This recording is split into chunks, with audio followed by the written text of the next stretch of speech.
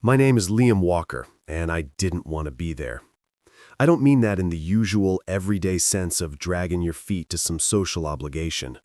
I mean it in the marrow-deep way that your gut clenches before something goes wrong.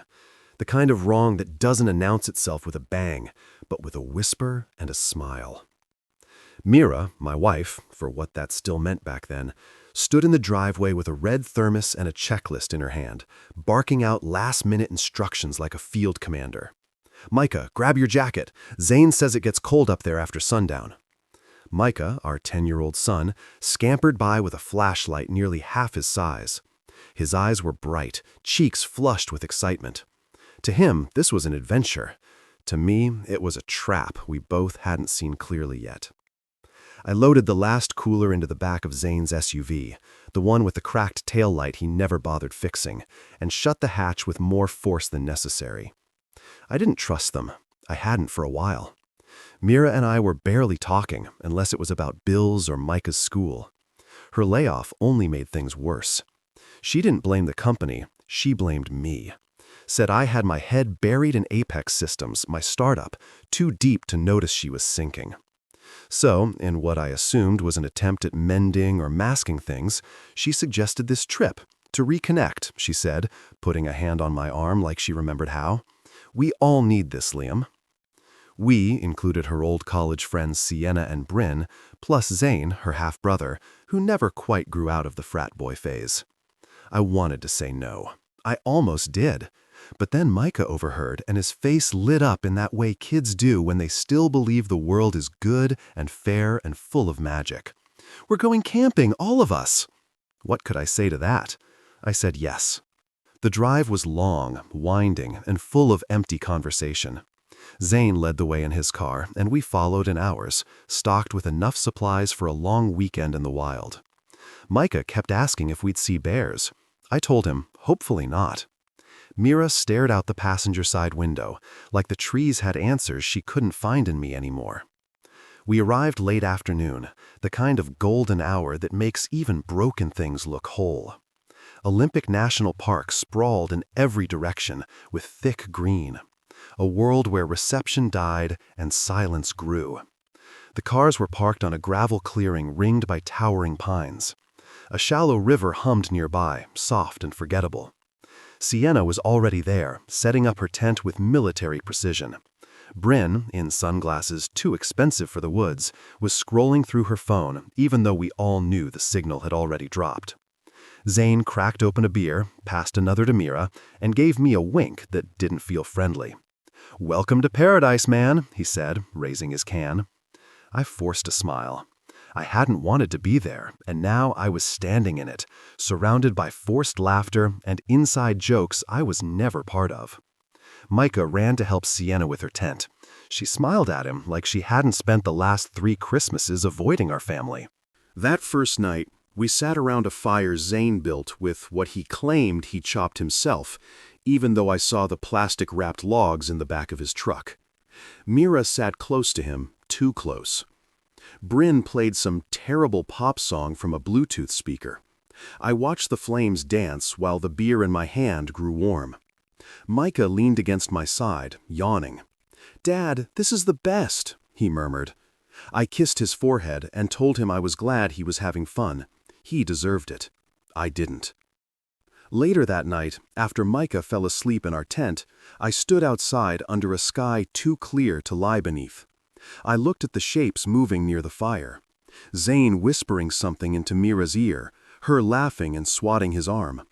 Sienna watching Brynn slipping off into the trees to take a phone call that wouldn't go through. It was all wrong, like a play I hadn't been cast in, but somehow had to sit through. I went to bed with a headache and a knot in my chest. The next morning, over instant coffee and oatmeal packets, Mira said we should all do our own thing for a bit. "Take Micah on one of your little walks," she said, using the tone she reserved for hobbies she didn't respect.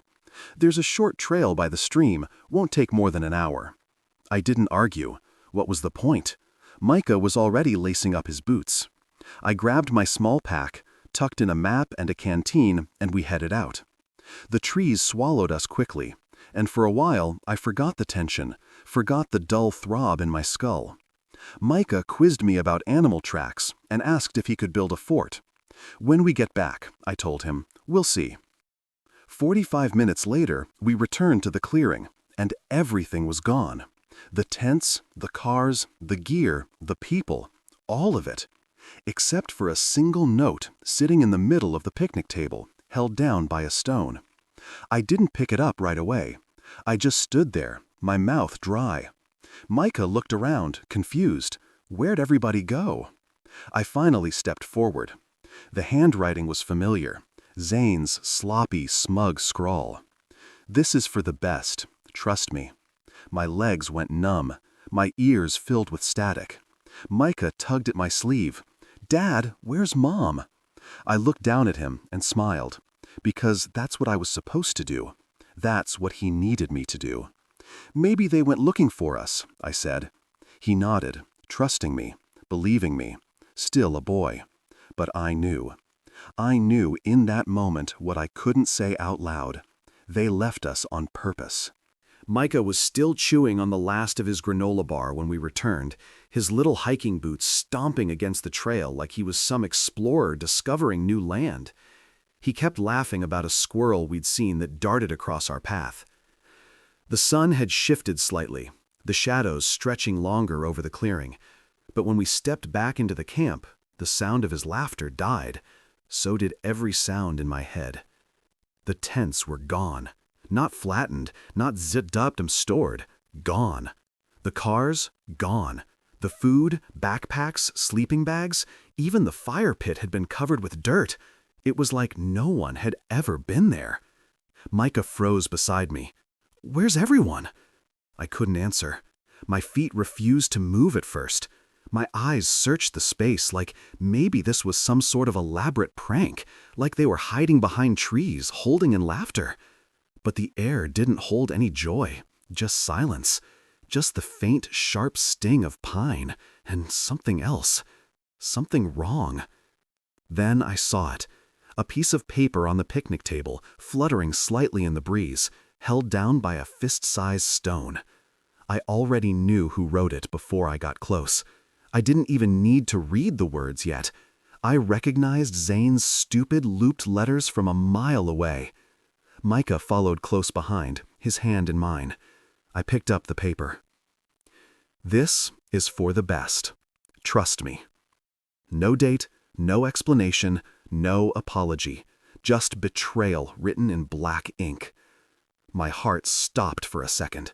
Not skipped, stopped. And in the quiet that followed, the noise started. The roar of thoughts, of confusion, of rage trying to claw its way out of my chest. Micah looked up at me with wide eyes. "Where's Mom?"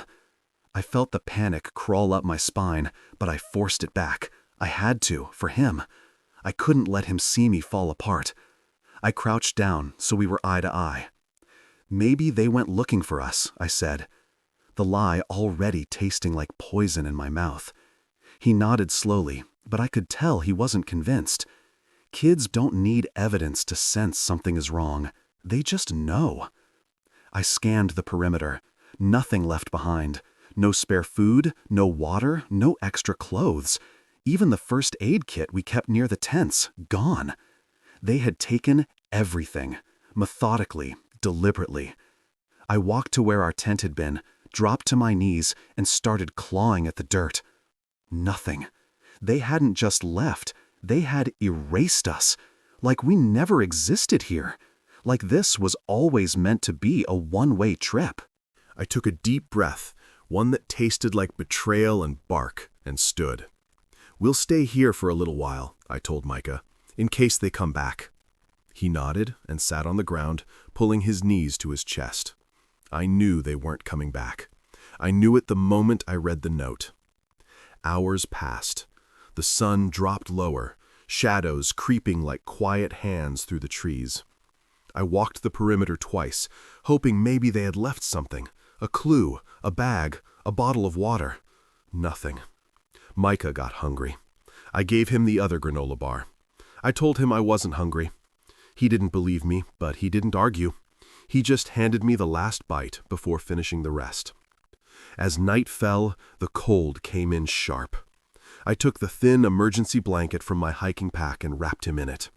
We curled under the wooden shelter near the table where the roof sagged just enough to block the dew. I held him close, rubbing his back while he drifted to sleep. My eyes stared into the dark. What kind of people leave a child behind? It wasn't just Mira, it was all of them. Zane, Sienna, Brynn.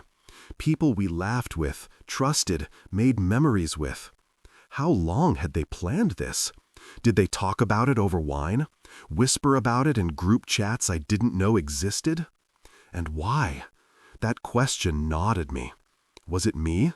The tension in our marriage? The way I buried myself in work? Did they think I deserved this? That Micah did? I couldn't sleep. Every crack of a branch made my fist clench. Every whisper of wind made me reach for the Swiss Army knife in my back pocket. I didn't cry. I wanted to, but I couldn't afford it. At dawn, I got up, walked to the river, and splashed freezing water over my face. I stared at my reflection in the water, my eyes sunken, my jaw tight. Micah stirred when I returned. "Are they back yet?" "Not yet," I said. I knelt and helped him to his feet. We had to move. We couldn't stay there hoping. I knew hope was a trap. What we needed was distance, options, and a plan. I gathered what little we had: the knife, the map, the empty canteen, a small flashlight, and packed it into my hiking bag. I tore the note in half, then into quarters, and buried it under the dirt. Micah looked up at me worried. "Where are we going?" I tightened the straps of the bag. "We're going to find help," I said, my voice steady. "And we're going to be okay." I wasn't sure if I believed it yet, but I knew one thing for certain. Whatever Mira and the others thought they were doing, they underestimated one truth. You don't abandon a man like me and expect him to disappear. They left us to vanish. I was about to show them just how wrong they were.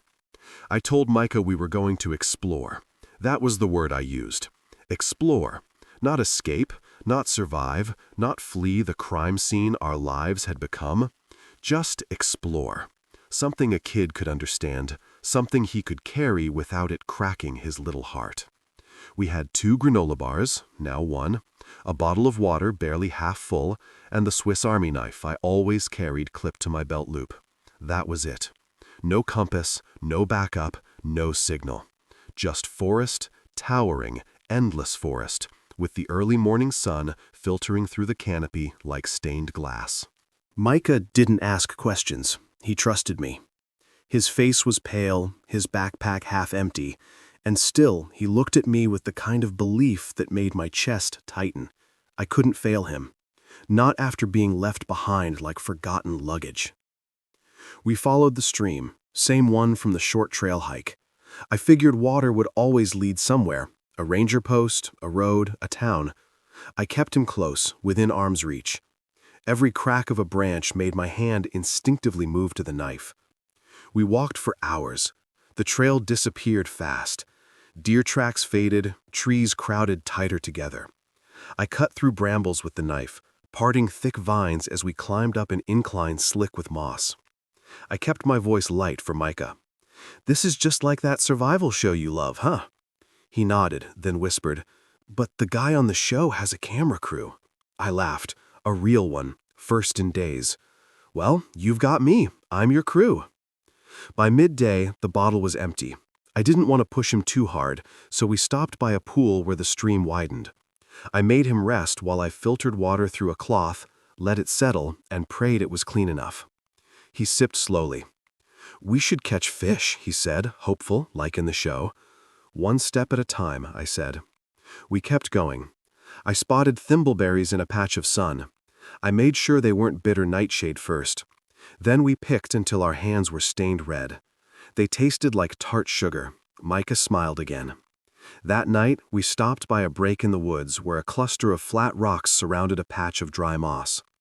I gathered bark, dead branches, and soft pine needles. I scraped the knife against a rock for what felt like hours until the spark caught. When the fire finally flickered to life, Micah clapped. I let him believe it was magic. "See, we're going to be fine," I said. We shared the last granola bar. I gave him the bigger half. He handed me a bite anyway. "Dad, do you think Mom got lost too?" I stared at the fire too long before answering. "I think Mom made a mistake, but right now, we're going to be okay because we have each other." He nodded. He understood more than I wanted him to. He curled up beside me, wrapped in the emergency blanket again. The stars above looked fake, like someone punched pinholes in a black sheet. I stayed awake long after his breathing steadied. Every sound felt like a threat. Every rustle was a bear, or worse. But what really gnawed me wasn't outside the firelight. It was the question of why. Why would she leave? Why would Zane, Sienna, Brynn, people who'd held my son, celebrated birthdays with us, toasted to anniversaries, plot something so precise, so heartless? It wasn't a spur-of-the-moment betrayal. This was planned. Every tent folded, every car started, every trace of us removed. This was orchestrated. And then there was the note. "This is for the best. Trust me. Trust me." The words boiled under my skin. Zane, with his condescending smirk and lazy charm. He was the kind of man who thought the world owed him something for surviving it. He always hated that I did well, that I built Apex from my garage and turned it into something that mattered. Maybe he thought he was doing me a favor by disappearing me. Screw that. The next morning, Micah woke up shivering. I gave him the rest of the berries and a few sips of our filtered water. We moved slowly. His feet were sore, but he didn't complain. I made him a walking stick out of a branch, showed him how to balance on it.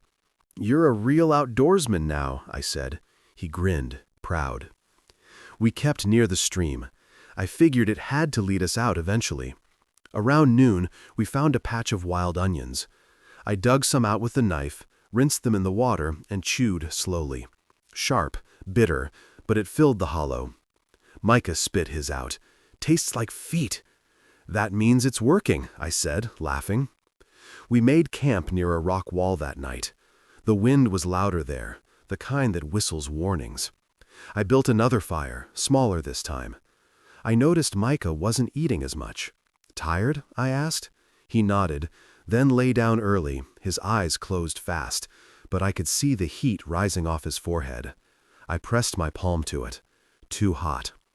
I dug through the pack and pulled out the small Ziploc of dandelion root I'd gathered earlier, not really expecting to use it. I crushed it, poured water over it, and boiled it in a dented tin cup. The tea was bitter and dark. I raised his head and helped him sip. "You're going to feel better soon, Micah, I promise." He murmured something in his sleep. A name. Mom. I turned away, blinked back the rage. I stayed up again, firelight dancing, my hands clenched around the knife. We were going to survive. Not because we were lucky, not because I had some divine plan, but because I was going to will us through it. Because someone needed to answer for this. Because I needed to walk back into civilization with my son beside me, alive, so they would know exactly who they failed to kill and what they had unleashed instead. By the third day, I was beginning to understand just how cruel the wild could be. It didn't hate you, it didn't love you, it simply didn't care if you lived or died. And that quiet indifference pressed down on me as I carried Micah through a ravine, his weight lighter than it should have been, his breathing shallow against my neck. He had stopped talking sometime late the night before, his voice barely more than a whisper even when he tried. His skin was burning up. We had been surviving on thimbleberries, wild onions, and stream water boiled over shallow fires.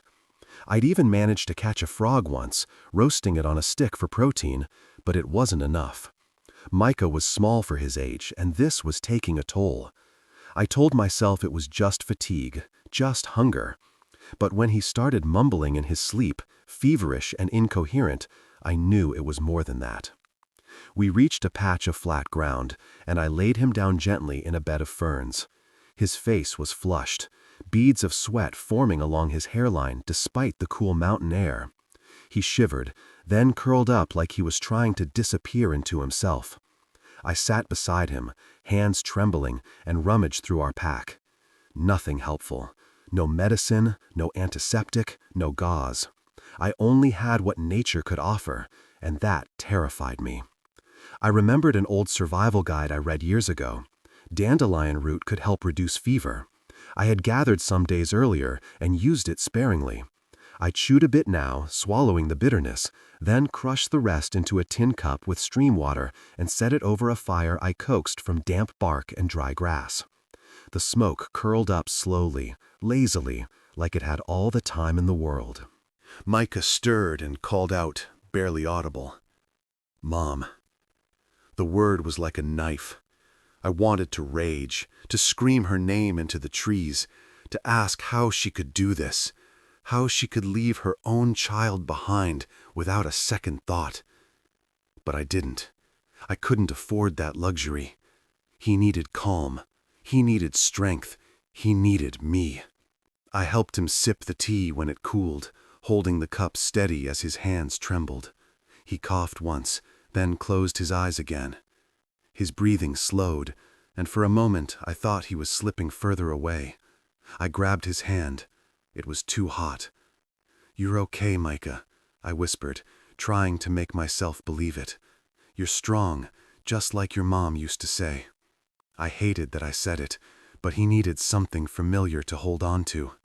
He didn't respond, just lay there, curled up beneath the ferns, his face a picture of fragile sleep. I sat beside him all night. I didn't doze. I didn't blink for long. I just watched him breathe. Every time his chest moved, a tiny weight lifted. Every time it paused, I leaned in with terror clenching my heart. I prayed. Not the kind of prayer you say in church, all memorized and clean. No, this was raw, ugly, wordless.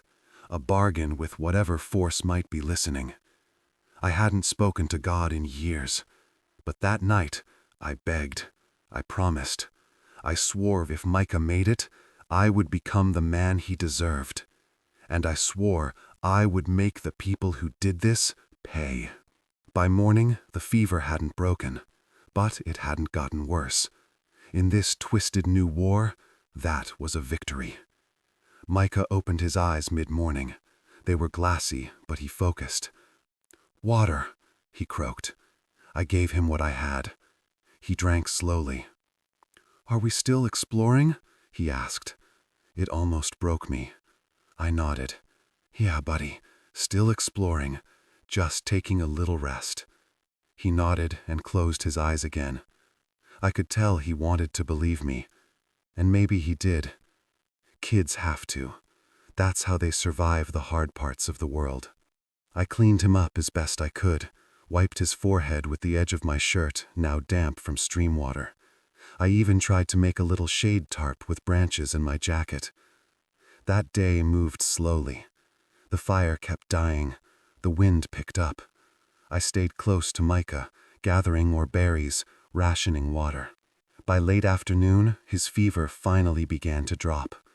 He was sweating less, his skin cooler. I didn't cheer. I just exhaled. I leaned back against a tree, the bark rough against my back. And for the first time in days, I allowed myself to cry. Not loud, not for long. Just enough to let the weight shift slightly off my chest. Silent tears for a man who had lost everything but the one thing that still made him human. I didn't sleep that night either, but I did close my eyes for a while, just listening to him breathe. And sometime before dawn, I felt it. Something inside me had changed. It wasn't rage. I'd had that already. It wasn't grief. That, too, had come and gone in waves.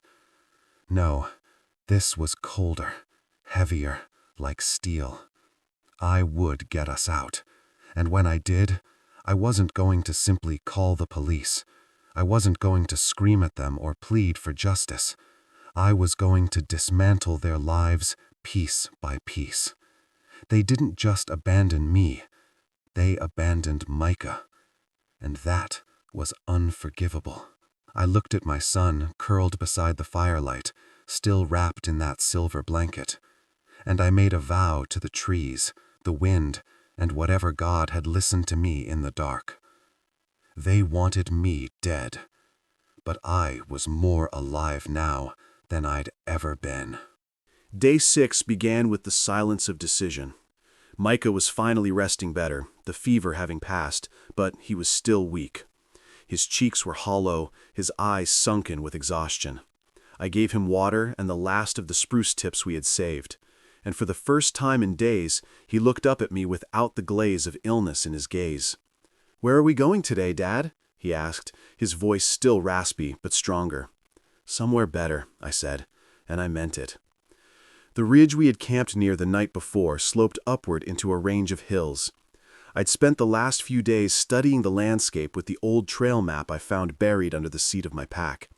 It was frayed, almost useless, but I could make out the basic features: streams, elevations, symbols for cabins and ranger stations.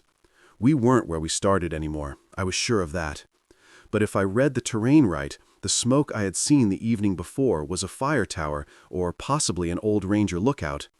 If it was active, it meant rescue. If it wasn't, it was still shelter. Either way, it was hope. Micah tried to stand on his own, but winced. His right leg had been bothering him since the hike on day 2. He never complained, not once. But I could see the way he shifted his weight, the grimace. He thought I didn't notice. I took off my belt and looped it through the straps of his pack and mine, fashioning a makeshift sling around his shoulders and waist so I could carry some of his weight. It wasn't perfect, but it was enough to get him moving. We climbed slowly. The incline was steep, littered with fallen branches and patches of loose rock. My boots slipped more than once, but I caught myself. I had to. I couldn't fall with him depending on me. He was silent for most of the climb, saving his breath.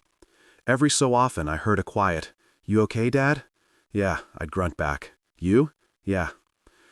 We reached a small ledge by midday and paused. I gave him some water, let him rest in the shade while I climbed a little higher to scan the horizon. And there it was, smoke. A thin gray column rising over the ridge to the north. Controlled, steady, not wild like a fire, but purposeful. A signal, a camp, maybe even a tower. I felt my knees weaken, but not from fear. We were close. I slid back down to Micah and smiled. "See that smoke up there?" He nodded slowly. "We're going there." He leaned against me, and I could feel the relief in his small frame.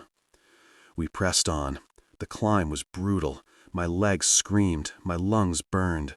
My hands were torn from grasping branches, scraping bark, lifting Micah every time the terrain got too steep. I never let go, not once. At one point, the sling came undone, and I slipped, landing hard on my side. My ribs protested. I bit down on the inside of my cheek and forced myself up. Micah was crying quietly. "I'm okay," I said, brushing myself off, breathing through the pain. "You're bleeding," he said, pointing to my elbow. "Just a scratch. We've come too far to stop now." The final stretch was the worst. A narrow path over jagged rock. One wrong step and we'd tumble into the ravine below. I told Micah to hold my shoulders tight. I took each step slow, one foot in front of the other until we crested the hill. And then I saw it. A silver glint in the trees. Metal. A tower. It stood half-shrouded in evergreens, a fire lookout with aluminum siding and a faded red roof. Smoke curled from a chimney pipe. There was life here, or at least a chance of it. I almost collapsed from the sight. "That's it," I said. "That's where we're going." We descended the final slope slowly. The forest grew quieter, like even it was watching. I knocked on the door with trembling hands, shouting. No answer. I circled the base and found a hatch to a staircase leading up. I hoisted Micah onto my back and climbed. At the top, the door creaked open with a groan. Empty, but not abandoned. Inside, a cot, a shelf with cans, beans, almonds, soup, a first aid kit, a flare gun. I nearly dropped to my knees. This was salvation. I laid Micah on the cot. He looked up at me with tired eyes. "We made it," he whispered. I gave him almonds and water. Then I tended to his foot with iodine and gauze. He winced but didn't cry. That night, I used the flare gun. I stood on the platform, pointed it to the sky, and fired. The flare hissed upward, blooming into a red flower of hope against the darkening sky. I watched it fade and waited. 30 minutes later, I heard it, the sound of rotor blades slicing through the silence. A helicopter. It emerged from behind the ridge, dipping low over the treetops. A spotlight cut through the branches, scanning. I waved both arms, shouted until my throat went raw. They saw us. The bird hovered, then descended slowly, kicking up dust and pine needles. A medic jumped out, ran to the tower, and pulled Micah into their arms. I followed, limping, dizzy. I don't remember being lifted into the chopper. I just remember Micah reaching for me, his small hand finding mine, and then black. When I woke up, I was in a hospital room, an IV in my arm, heart monitor beeping. Micah was asleep beside me, clean, warm, safe. I didn't know how many days had passed. A nurse came in. She called the doctor, but it wasn't the doctor who arrived first. It was a man in a dark suit holding a badge. FBI. "Mr. Walker," he said, "do you know your wife filed for your death last week?" I stared at him, the words not making sense. "She what?" He nodded slowly. "We need to talk." And that was the moment I knew. They hadn't just abandoned us, they had tried to erase us. The hospital bed creaked beneath me as I tried to sit upright. My body felt like it belonged to someone else. Stiff, bruised, hollowed out from the inside. But none of that mattered. Not now. Not after what the agent had just told me. My wife had filed for my death. Not missing, not endangered, dead. And not just mine, Micah's too. The man in the dark suit stood at the edge of the room, his arms crossed, badge clipped to his belt. His name was Agent Coleman Monroe, and he had a folder under his arm that looked too thick to mean anything good. "We received the insurance claim last Wednesday," he said. "Your wife submitted it through an attorney, claimed you went missing on a hike due to stress and mental instability. Said you took your son with you after a series of emotional outbursts." I wanted to laugh, but my throat was too dry. "There were letters attached to the claim," he continued, opening the folder.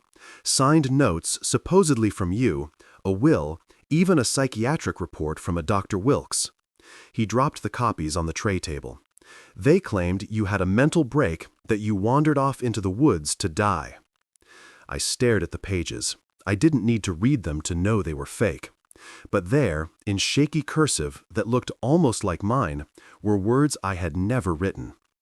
"They thought we wouldn't find you," Cole said. "They thought you wouldn't survive." My eyes shifted to Micah. He was still asleep in the chair beside me, wrapped in a hospital blanket, an IV in his arm. His face looked peaceful, but the thought of him listed as deceased in some government database made my blood run cold. "How much?" I asked. Cole raised an eyebrow. "The insurance," I clarified. "How much were we worth to her?" $2.2 million, he said, and another $600,000 in a separate policy through Apex Systems, the one tied to your ownership. I closed my eyes. "And the others?" I asked. "Zane, Sienna, Brynn, all named in the investigation, all corroborated the story." He flipped to a page with Zane's signature. "Your brother-in-law claimed he saw you leave the camp alone with Micah, said you were distraught. Mira backed it up with text messages that were conveniently saved. Sienna and Brynn said they stayed behind because they were uncomfortable." He paused. "They even hired a notary to certify the new will."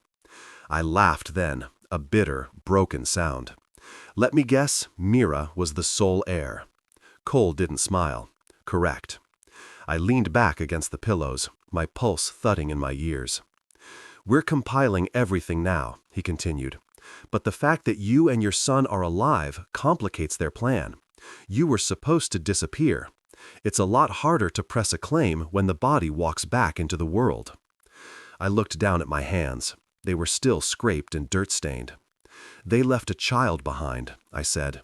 They walked away from him. "That's not just fraud. It's attempted child endangerment," Cole said, nodding. "Possibly more, depending on the DA. And now that the boy's recovered enough to speak, we'll get a statement. But I need your help." "Anything," I said. "We need your full testimony. Everything from the trip, every detail you remember. We'll pair it with the GPS data from the helicopter and the medical evaluations. If we build the timeline tight enough, we can dismantle their entire story." I nodded. "And Mira?" Cole met my eyes. "She hasn't been arrested yet. We didn't have enough until now." Something in me shifted. This wasn't just survival anymore. This was war. 3 days later, I was discharged from the hospital. Micah, too. He clung to my side like a shadow as we stepped out into the sunlight. I was 20 pounds lighter, limping on my left side and bruised everywhere, but I was upright. We were taken to a safe house while the investigation continued. Cole visited daily, walking me through documents, transcripts, surveillance footage, and timelines. We stitched together every lie they had built. We had the receipts. Hardware store purchases made days after we were supposedly lost, showing Mira and Zane buying replacement gear. We had footage, Brynn at an ATM withdrawing cash to pay the notary. We had a paper trail, digital signatures on the insurance claim, time-stamped just 2 days after Micah and I had vanished. And we had the bombshell. Micah's voice, calm but clear, telling the child psychologist that he and Daddy went on a short walk and came back to an empty campsite. When Cole heard the recording, he said, "That's it. That's what we needed." I asked one question. "When do we bring them in?" He looked at his watch. "We already are." That afternoon, they executed the warrants. Zane was picked up from a gym downtown. Sienna was cornered in her classroom. She taught 4th grade. God help those kids. Brynn was pulled off a red-eye flight to Vegas. And Mira, she was at brunch, wearing my mother's earrings, laughing. Cole showed me the footage later. She didn't even flinch when they read the charges, just calmly placed her mimosa on the table and asked if she needed to finish paying the bill. "You're under arrest for insurance fraud, conspiracy to commit fraud, attempted child endangerment, and falsifying legal documents," the agent had said. "I understand," she replied, like they were discussing a parking ticket. When she saw the cameras outside, though, her face changed. That was the moment it hit her. I was alive, and I was coming for everything.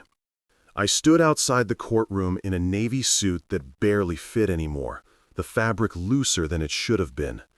My reflection in the courthouse window looked unfamiliar.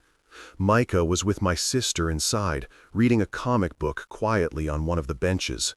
He didn't need to hear any of this. He'd lived through enough already. Inside the courtroom, my wife sat surrounded by the very people she once swore were just old friends. Zane, with his arms crossed like he owned the room. Sienna, in her charcoal blazer and dark sunglasses, like this was some sort of fashion show. Brynn, chewing gum, disinterested as ever. And Mira, my wife, sitting front and center, like this was a job interview and not a reckoning. She didn't look at me when I walked in.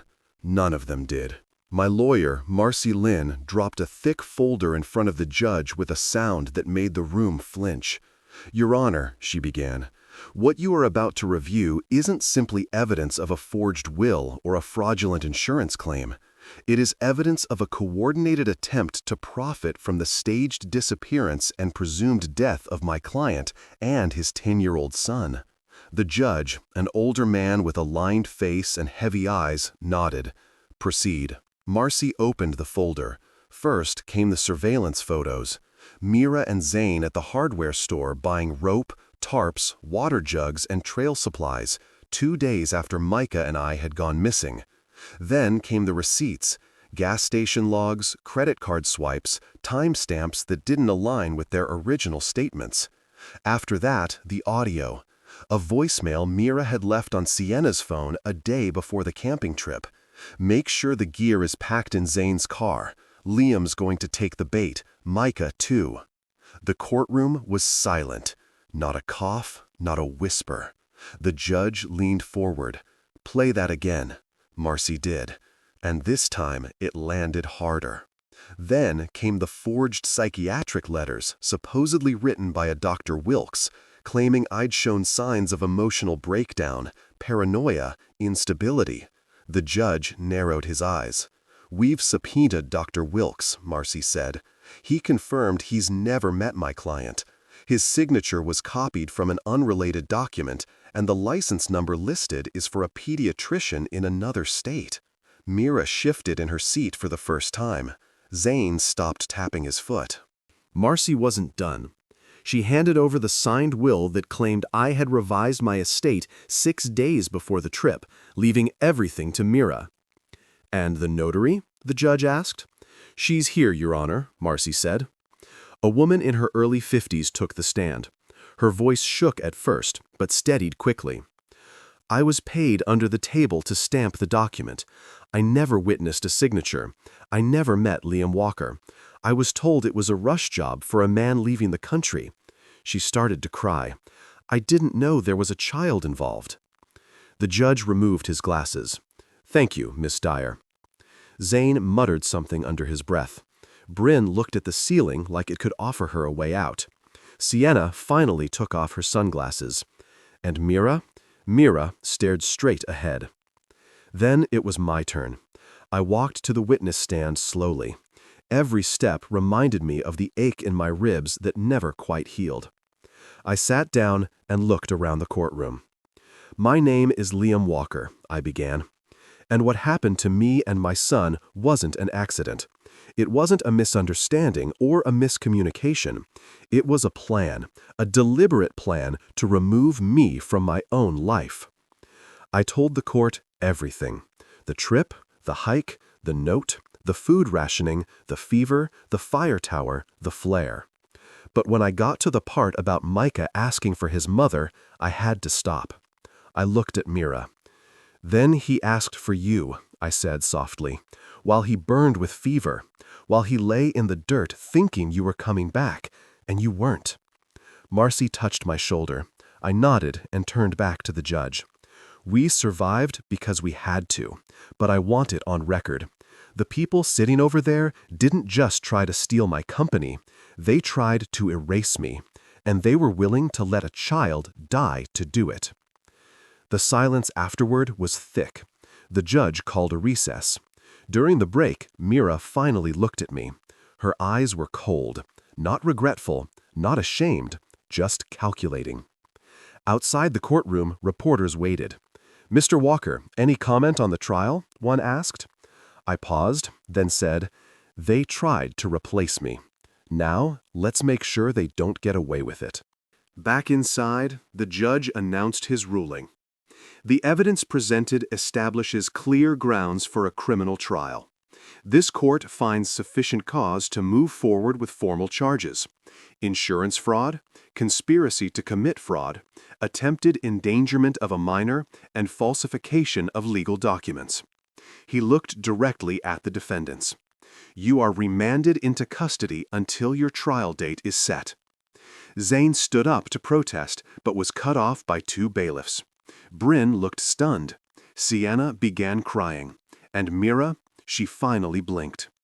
I walked out of that courtroom not as a victim, but as a man who had pulled his son from the jaws of betrayal and brought the truth into the light. We weren't just left behind. We were supposed to be gone, but we came back stronger. The trial began on a wet Monday morning, the kind of gray that seeps into your bones before you even step outside. I adjusted Micah's tie in the back row of the courtroom and gave him a reassuring nod. He wasn't testifying, thank God, but he wanted to be there. He said he needed to see it through. So did I. Mira entered first, flanked by her attorney. No makeup, hair tied back in a low bun. She wore a beige blazer 2 sizes too big. It was an act, and I saw right through it. She sat without looking at anyone, not even me. Zane shuffled in next, his cocky energy finally deflated. Sienna followed, eyes rimmed with sleeplessness. Brynn barely raised her head. The 4 of them looked like ghosts in their own horror story. Marcy Lynn began the opening statement. This is not simply about fraud. This is about betrayal of the deepest kind. About 4 adults, including a mother, who left a child and his father in the wilderness to die, not because of desperation, but for money. The prosecutor called me as the first witness again. I retold the story. This time, one juror, a woman in a green blouse, wiped a tear from her cheek when I described carrying Micah up the ridge. Another nodded silently when I talked about boiling stream water, when I described the flare arcing into the sky. Then came the evidence. Email threads between Sienna and Brynn. Brynn, is it done yet? Sienna, he won't last 10 days out there. Laughter emojis. Then texts from Zane to Mira. Zane, we'll file Monday. The sooner the better. Mira, use the second draft of the psych letter, the one with the family history section. That text hit the jury like a slap. When the notary took the stand again, she detailed how Sienna arranged the meeting at a diner and paid her $2,000 in cash. They said it was urgent, that Liam was leaving the country and didn't trust banks. Mira's attorney tried to paint her as a manipulated woman caught up in something orchestrated by her reckless brother and pressured friends. But then the prosecutor pulled out the real card, a video. Security footage from 3 days before the trip. Mira alone at a bank speaking to a financial advisor about liquidating the trust left by my late grandfather, the one she claimed to know nothing about. He won't need it, she had said on camera. He's going through something. The jury didn't buy her performance. Not after that. Zane's attorney attempted damage control, claiming his client believed I was suicidal and had simply panicked. The jury was then shown a clip from Zane's podcast, a cringeworthy episode where he joked about camping and letting nature take care of things. Don't leave your brother-in-law in the woods unless you're ready to cash out, he'd said. The room froze. Sienna and Brynn didn't even try to defend themselves. Their lawyers went for plea bargains mid-trial, hoping to avoid full sentences. Too late. The damage was done. When the time came for closing arguments, Marcy stood tall. They didn't just try to steal money. They tried to erase a man. And worse, they tried to erase a child's future. They gambled that no one would come looking, that the wilderness would do the work for them. But the wilderness didn't. Liam Walker came back. The jury deliberated for less than 4 hours. The verdicts. Mira, guilty on all counts. Zane, guilty. Sienna, guilty. Brynn, guilty. I held Micah's hand in the front row as the judge delivered sentencing. This court has never seen such a blatant, calculated abuse of trust. For the attempted endangerment of a minor, insurance fraud, conspiracy to commit fraud, and the falsification of federal documents, the following sentences are imposed. Mira Walker, 15 years, eligible for parole after 10. Zane, 12 years. Sienna and Brynn, 10 years each. As they were led away, handcuffed and silent, the courtroom buzzed with whispers. Outside, reporters swarmed. A microphone was thrust in my face. "Mr. Walker, how do you feel? What do you want the public to know?" I looked down at Micah. 10 days in the woods taught me who my real family is, I said. And it's not defined by blood. It's defined by who shows up, who stays, who fights. I didn't answer any more questions. I just took Micah's hand and walked away. We weren't victims anymore. We were survivors, and no one would ever erase us again. 10 days. That's how long Micah and I had spent in the wilderness. 10 days surviving on scraps and instinct, on the invisible thread between father and son. 10 days being erased. And now it had taken 10 hours to sentence them. 10 days of pain for 10 years behind bars. The headlines rolled in fast. Mother sentenced in fraud plot against husband and son. Walker family betrayal uncovered in wilderness survival case. Software CEO survives murder plot, leads to convictions of 4. Every variation, every photo, every quote. I read none of it. I didn't need to. I was living the story every day. 10 days. That's how long Micah and I had spent in the wilderness. 10 days surviving on scraps and instinct, on the invisible thread between father and son. 10 days being erased. And now it had taken 10 hours to sentence them. 10 days of pain for 10 years behind bars. The headlines rolled in fast. Mother sentenced in fraud plot against husband and son. Walker family betrayal uncovered in wilderness survival case. Software CEO survives murder plot, leaves to convictions of 4. Every variation, every photo, every quote. I read none of it. I didn't need to. I was living the story every day. The house we moved into wasn't large, but it was ours. A 2-bedroom home near the coast, a small front porch, and a yard where Micah could finally be a child again. I painted his room sky blue. Let him pick the bedding himself. Dinosaurs, of course. A creature that had once ruled the earth, but still managed to disappear. Micah got a dog, a shaggy brown rescue who he named Comet. They became instant friends, the kind of bond only a boy and a dog can understand. Comet followed him everywhere, even waited outside the bathroom door. Apex Systems was still mine. Mira had tried to claim ownership, but the courts threw that out before it even made it past preliminary motions. Her forged documents, her falsified stake, gone. I resumed operations quietly. No outside investors, just a skeleton crew of people who had always believed in the core product. We didn't make headlines. We didn't need to. Every line of code I wrote now felt like rebuilding a bone that had once been shattered. Micah was doing better. He smiled more, laughed more, went to bed without asking if someone was going to take him again. But every now and then, I caught him staring off, holding the old hiking compass I gave him, the one we used to follow the stream. He still carried it in his pocket sometimes, like a talisman. One night, we sat on the back porch after dinner. I grilled chicken, he helped slice cucumbers. We ate with Comet at our feet and a breeze moving through the tall grass beyond the fence. Micah looked up at me, voice small. "Why did they do it, Dad?" I didn't pretend not to know what he meant. I set my plate down. "Because they thought we were in the way," I said quietly. "Because they believed their lives would be easier without us." He nodded, like he'd already guessed that. "But we weren't in the way," he said, more firmly now. I looked at him, at his firm little jaw and the fierce glint in his eye, and I saw the man he might become someday.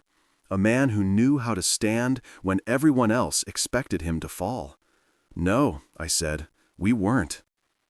The silence after that was full of peace. Later that week, we drove into town to visit my sister. Micah wore his favorite hoodie, the one with a stitched compass on the sleeve. We stopped at a small bookstore on the way, and he wandered to the back where they kept old field guides. When I joined him, he held up a worn copy of a wilderness survival manual. "So next time," he said, grinning, "you don't have to guess." I laughed, tousled his hair. "There better not be a next time," I said. "Yeah," he said, "but if there is, I'll be ready." He would be, more than I ever was. At night, I sometimes lay awake staring at the ceiling. I didn't dream about the forest, not anymore, but I remembered it.